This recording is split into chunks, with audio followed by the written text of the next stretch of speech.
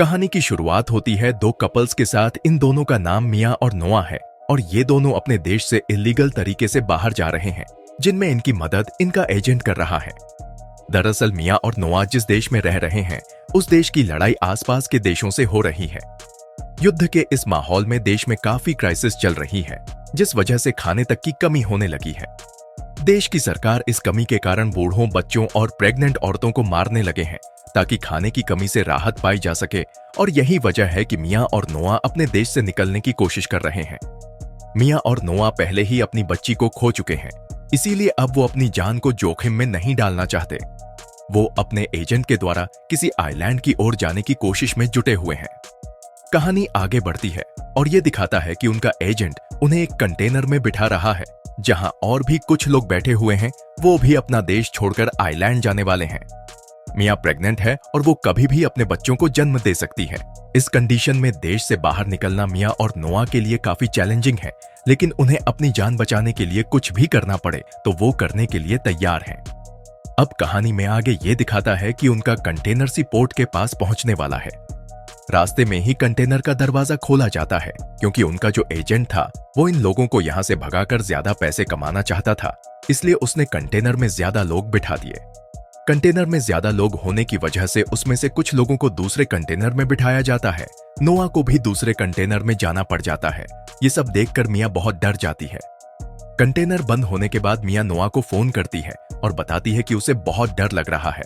तो नोआ दूसरे साइड से उसका हौसला अफजाई करता है और बोलता है कि बस कुछ समय की ही बात है, शिप पर जाते ही मैं तुम्हारे पास आ जाऊंगा और मेरा कंटेनर भी तुम्हारे कंटेनर पीछे ही है। नोआ द्वारा समझाने पर मिया को थोड़ी राहत मिलती है।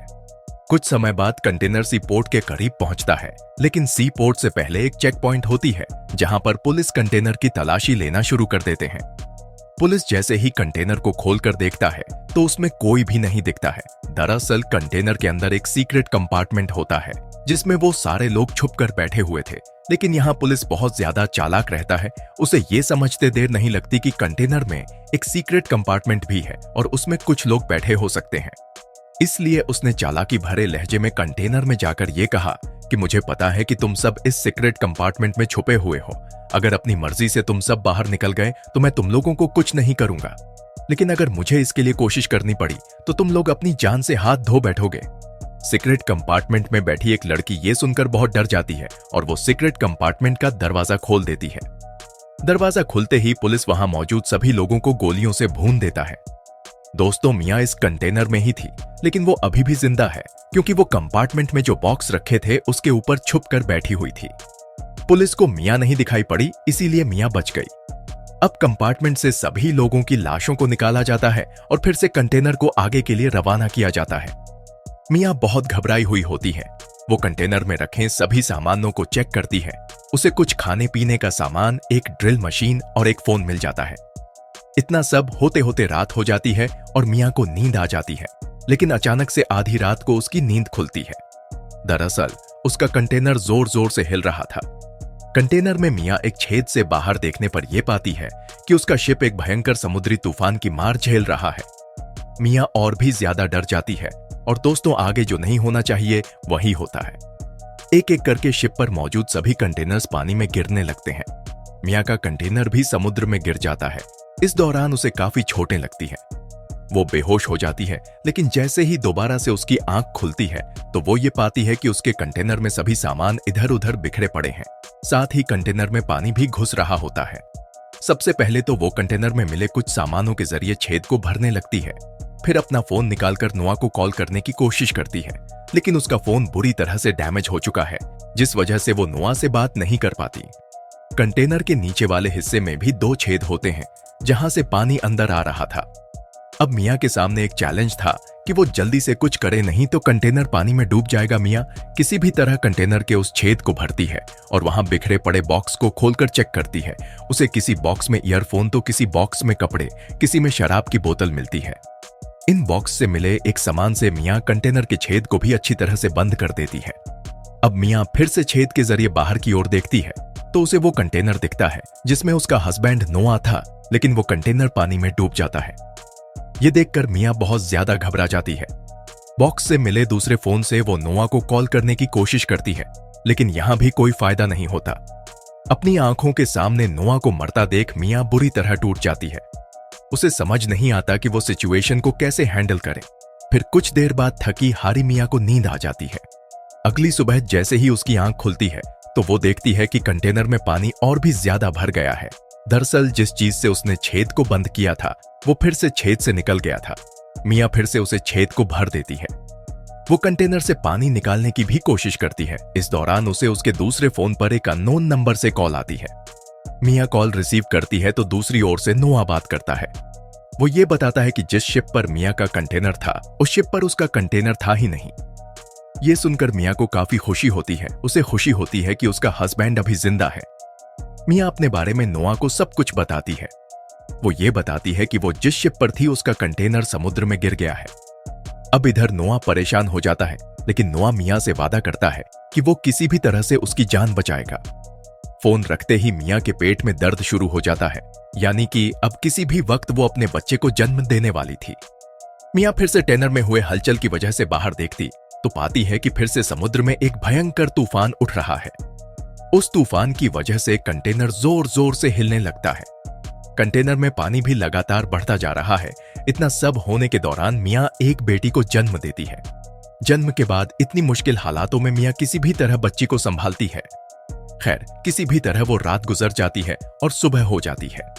मियां देखती है कि उसकी बच्ची रोना बंद ही नहीं कर रही। साथ ही कंटेनर पर जो भी खाने पीने की चीजें थीं वो भी खत्म होने वाला था। लेकिन मियां को कुछ सूझता है। उसे याद आता है कि उसे बॉक्स से ड्रिल मशीन मिला था। वो सोचती है कि अगर किसी भी तरह से कंटेनर की छत पर एक छेद बना दे तो कंटेनर से बाहर निकालने की कोई गुंजाइश बन सके। मियां ड्रिल मशीन से कंटेनर में ड्रिल करना शुरू कर देती है, लेकिन काम पूरा होने से पहले ही ड्रिल मशीन काम करना बंद कर देता है। अब मियां एक छोटी चाकू से उस कंटेनर को काटने लगते हैं।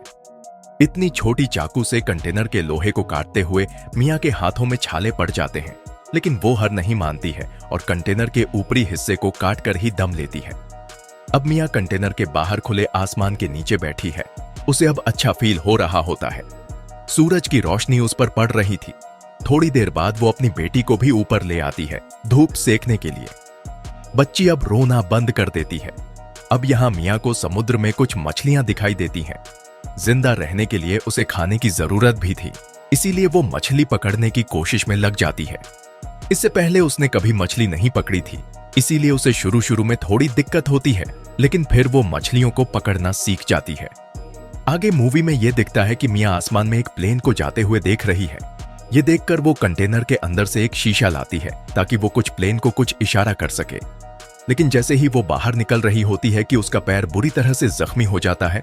उसे बहुत दर्द होता है, लेकिन फिर भी वो प्लेन की तरफ उस शीशे को दिखाती है। हालांकि इससे कोई फायदा नहीं होता है। अब वो अपने पैर के जख्म को, जहां से खून बह रहा है, उसे रोकने के लिए सबसे पहले वो जख्म को शराब से साफ करती है, फिर उसे सिल देती है। ऐसा करने में मियां को बहुत दर्द होता है। अब मियां के पास एक चैलेंज है खाने का जुगाड़ करने का। उसे फिर से याद आता है कि उसे बॉक्स से ईयरफोन मिला था, जिससे वो मछली को पकड़ने के लिए इस्तेमाल करने लगती है। इस तरकीब के बाद मियां आसानी से मछली पकड़ने लगती है। मछली से उसके खाने का इंतजाम हो जा रहा था और पीने के लिए वो बारिश का पानी इकट्ठा कर लेती थी। मछली खाकर वो अपना पेट भरने लगी और अपनी बेटी को दूध पिलाकर उसका पेट भरने लगी। इस तरह से मियां का दिन इस कंटेनर पर बीतने लगा, लेकिन हर बीतते दिन के साथ उसका हौसला टूटता जा रहा था। उसे समझ नहीं आ रहा था कि आखिर उसे इस कंटेनर पर और कितना समय बिताना पड़ेगा। एक दिन मियां को फिर से फोन पर अननोन नंबर से कॉल आता है। नोआ कॉल पर होता है और वो मियां को यह बताता है कि वो एक शिप पर था और वो उसके पास आ भी रहा था, लेकिन तभी उसे पुलिस ने पकड़ लिया। इस दौरान उसे पुलिस की गोली भी लगी, जिससे वो बुरी तरह से जख्मी हो गया। वो मियां से माफी मांगते हुए कहता है कि मैं तुम्हें बचाने नहीं आ सकता, लेकिन तुम हिम्मत मत हारना, तुम्हें खुद मुंह तक आना होगा। इसके बाद मियां फोन रखने से पहले नोआ को यह बताती है कि उसने एक बेटी को जन्म दिया है। ये सब बात करने के दौरान ही मियां के फोन की बैटरी ही खत्म हो जाती है। फोन की बैटरी खत्म होने से मियां और भी ज्यादा टूट जाती है। अब उसका संपर्क पूरी तरह से बाहरी दुनिया से खत्म हो चुका था, लेकिन मियां को किसी भी तरह से अपनी बच्ची के लिए जीना था। वास्तव में मियां अब तक जिंदा भी अपनी बेटी के लिए ही थी। अगली सुबह मियां प्लास्टिक के बॉक्स से एक छोटी नाव बनती है ताकि किसी भी तरह से वो बुरी स्थिति में अपनी बेटी को बचा सके। नाव को बनाते बनाते रात हो जाती है और रात में अचानक उस कंटेनर में पानी भरना शुरू हो जाता है। मिया ये सब देखकर कंटेनर से जरूरी सामान लेकर नाव में रखने लगती है। इस दौरान उसका पैर कंटेनर में फंस जाता है। अब कंटेनर पूरी तरह से डूब जाता है। दूसरी ओर उसकी बेटी उस प्लास्टिक के नाव में होती है। लहरों की वजह से वो प्लास्टिक की नाव कंटेनर से दूर हो जाती है। इधर कंटेनर में फंसी मिया किसी तरह से खुद को छुड़ाकर कंटेनर से बाहर आ जाती है और फिर वो अपनी बेटी को ढूंढने लगती है। किसी तरह वो इस प्लास्टिक की नाव के पास पहुंचती है और नाव को पकड़कर सो जाती है। अगली सुबह मिया की हालत बहुत खराब दिखाई पड़ती है। वो इस कंडीशन में है कि मानो किसी भी वक्त उसकी मौत आ जाए। कुछ देर बाद वहां से मछुआरों की एक बोट गुजर रही होती है, जिस पर बैठे लोग उस प्लास्टिक की छोटी नाव को देख लेते हैं। मछुआरे जब नाव के पास आते हैं तो उन्हें सिर्फ वो छोटी बच्ची मिलती है, यानी कि मिया समुद्र में डूब चुकी है। लेकिन जैसे ही मछुआरे की बेटी नाव से जुड़ी रस्सी को खींचती है तो उन्हें मिया मिल जाती है।